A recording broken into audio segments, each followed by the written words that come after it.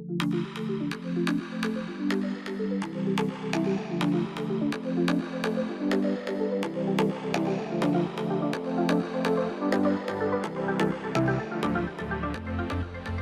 to Wipro CDAO Council podcast, a network of luminaries, practitioners, and leaders who have been doing amazing things with their business using data and AI.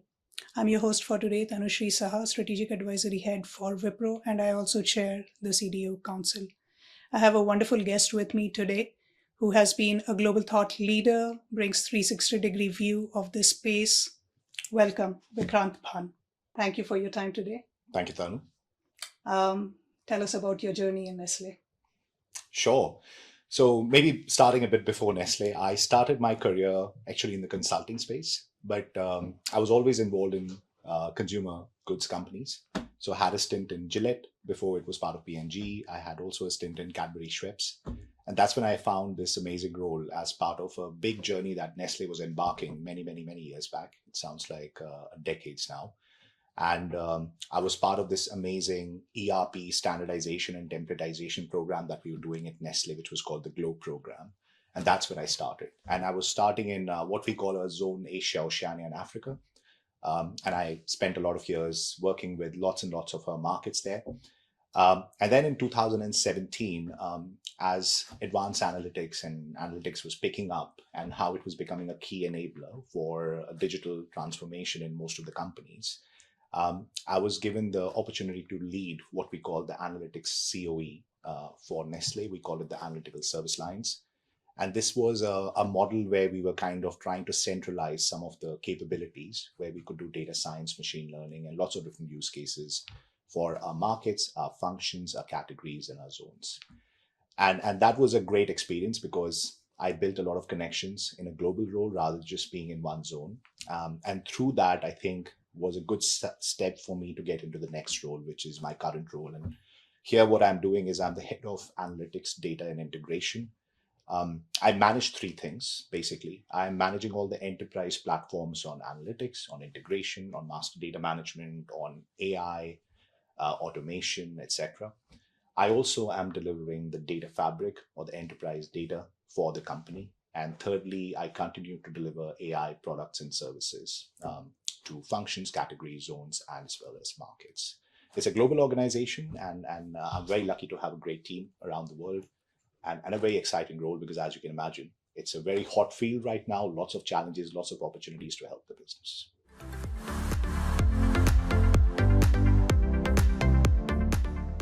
Complex role. Yes. So Nestle, iconic company, 2,000 plus brands, operating pretty much omnipresent. 180 countries, yes. Yeah. So serving so many different consumer tastes. If I were to lock myself on a busy day in office and surround myself with Nestle products, I'll be the happiest. I have a cup of Nespresso shot to begin with. Absolutely. Thereafter, some breakfast, some healthy snack, if at all needed, meds, but hydrate with water. Yes. You are serving so many different consumer tastes.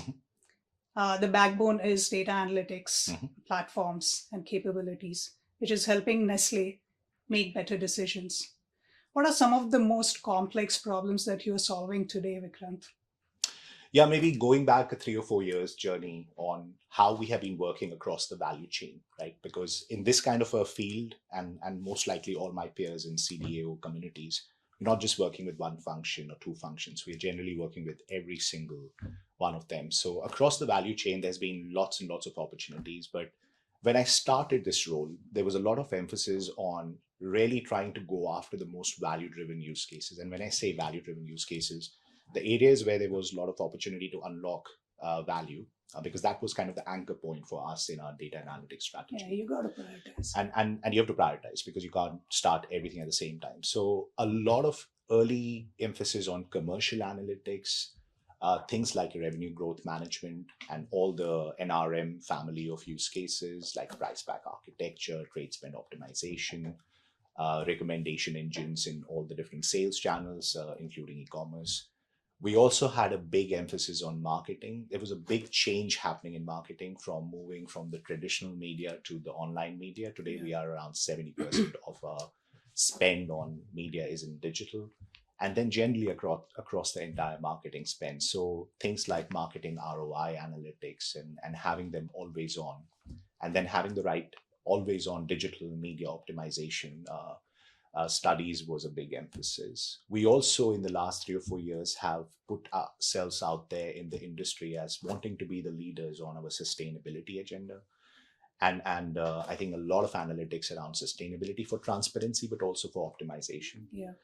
And those were kind of the early, let's say, runs on the board, Yeah. if I use a cricket analogy. And then once we started getting the appetite going, the same emphasis was there to manage with all the other functions. So we started working with supply chain on many of the forecasting and capabilities like optimization in logistics and transportation. Great value enabler there as well. We then also had, we are operating in 300 plus factories. So there's a lot of opportunities on performance optimization, asset optimization, energy optimization in the factories. Procurement, where, we are buying so many commodities, and for the strategic buying, using volume forecasting as well as hedging analytics. And then on the back office functions as well, like consolidation and financials, having to do people analytics, because we are 260,000 employees in the company. So the list was kind of growing.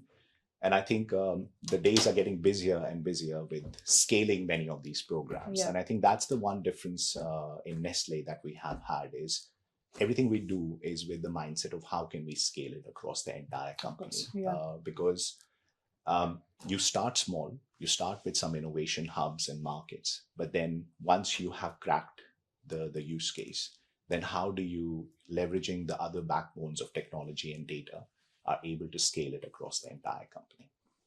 This is fascinating because huge spectrum of work. What I was actually gathering was a lot of initial projects or programs were around impacting the top line, so that then you can fund the bottom line. Absolutely. And I think that's a very important aspect of winning the credibility in a new role. So if you are starting as a chief data analytics officer in any industry, I think the challenge sometimes is like you can potentially go and spread yourselves too thin.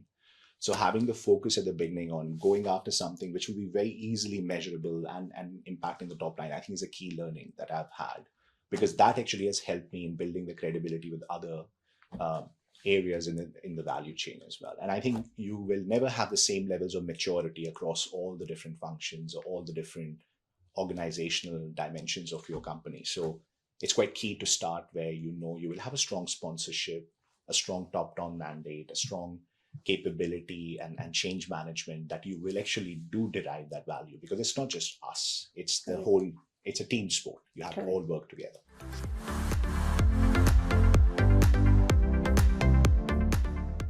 Super.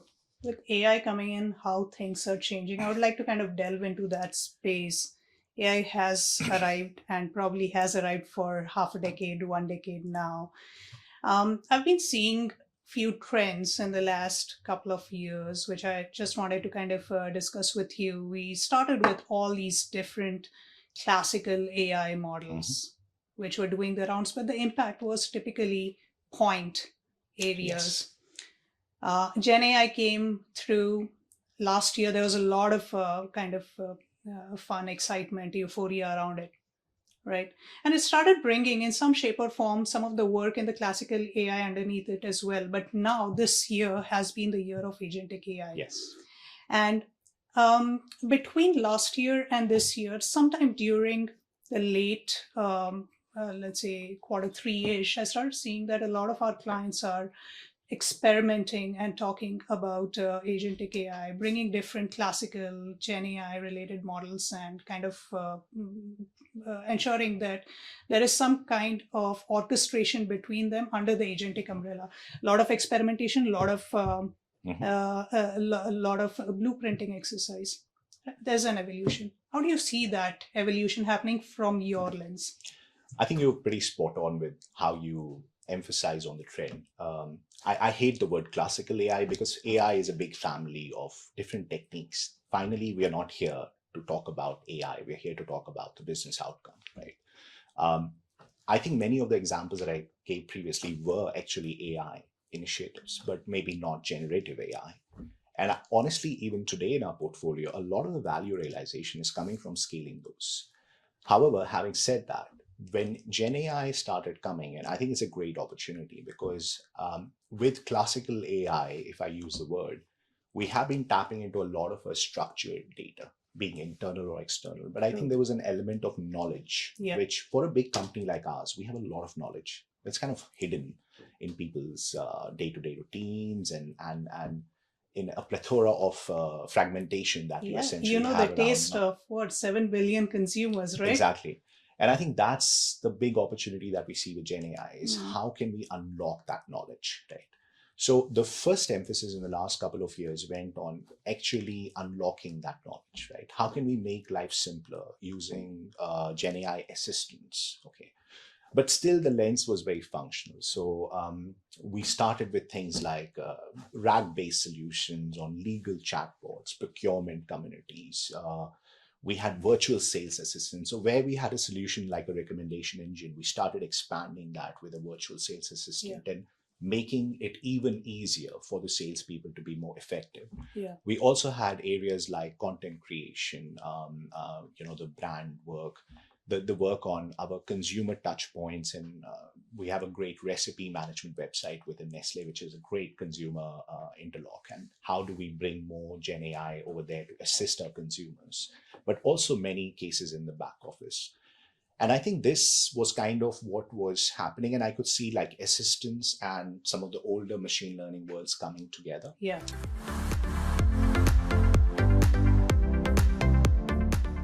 And I think then a bit inspired by what we had done previously when we did our templatization of our back office processes in the program called Globe.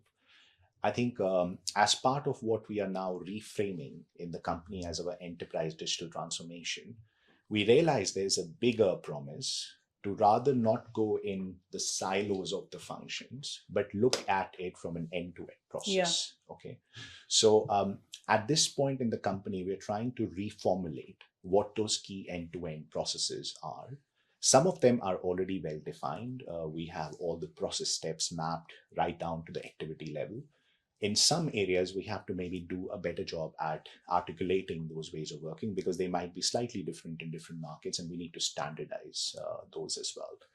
But now the difference is in the past, when we used to standardize them in the system. And then we also had shared services where we could take some of the activities and bring it above market. I think AI adds a very unique dimension there, especially the agentic AI, because if you can imagine now, a process like idea to launch could be a combination of steps that are happening still with humans in a market, humans in a shared service, but at the same time augmented by many assistants and agents. And the orchestration of all of that across the end-to-end is how you can reimagine that end-to-end. So we are actually right now, and I would not be the only one, but we are clearly a key enabler, working closely with the process owners and functional leads within the company, where we are trying to reimagine the end-to-end, not just redesign or optimize, but actually reimagine an end-to-end, because that's where AI is adding a very interesting dimension, especially the agentic AI. Now, having said that, that is a long drawn exercise because it will take us time to figure out what those reimagination flows would look like. But we also don't want to leave the money on the table when it comes to quick value realization. So we're not going at it from an end-to-end process mapping only. We're also looking at it from an outcome-based model. So to give you an example, we already are using agents in areas like how can we do diagnostics on things that in the past we potentially had some descriptive and predictive capabilities. But now how can we go a bit deeper with the 5 why analysis and understanding why our customer order fulfillment in a certain market is potentially not up to the mark. So you start from the outcome and you kind of disaggregate it into all the different steps of a process that are impacting that. We're also looking at areas like talk to your data. Yeah. Today, Nestle has, I think, amongst the top 3 users of a lot of descriptive analytics in the world. We have built a self-service model within Nestle where tools like Power BI, as an example, are used by hundreds of thousands of people. And that means we are really very data driven. But at the same time, that means we are spending a lot of time in getting to the insights in those last mile services in a market. So we're trying to simplify that life by making the talk to a data kind of a feature available through agents. And I think the other areas which we are seeing is we have these processes which, if you now map them to the operating model and the systems, you see that today many of these workflows are sitting within different systems. So you have a system that is managed as a SaaS product. There is something connecting to SAP, then it's connecting to some other system. And if you try to imagine this from the life of a user who is trying to work across this workflow, you end up basically having to teach them a lot of different tools. Absolutely. And this is one of the challenges with digital transformation, and not just data and analytics, is how many tools can you actually teach people about? So it's becoming more and more complex for users. It's becoming very complex. So I think one of the strategies we are looking at is, if we have a UI for AI and then we have an orchestration layer, how can we actually interplay and keep these systems of records a bit, let's say, under the surface or under the hood? And you don't need to deal with that complexity. You can if you have to, but ideally you give them an experience which is leveraging the orchestration through agents and also through human interaction. And you're trying to give them a totally different experience, which is easy to change manage. Absolutely. Instead of learning different tools. So those are the 2 or 3 flavors that we're seeing. But I think we are coming at it as a company of not doing lots of MVPs, but doing MVPs in an area which we know will benefit in that end-to-end capability map. And I think the first hard step of that is actually to map it. And we're using our process mapping tools to actually go down to the discipline of doing that, because we've done it in the past, and I think we can do it in the future as well. And that would be a big unlock for us in value of this agentic technology.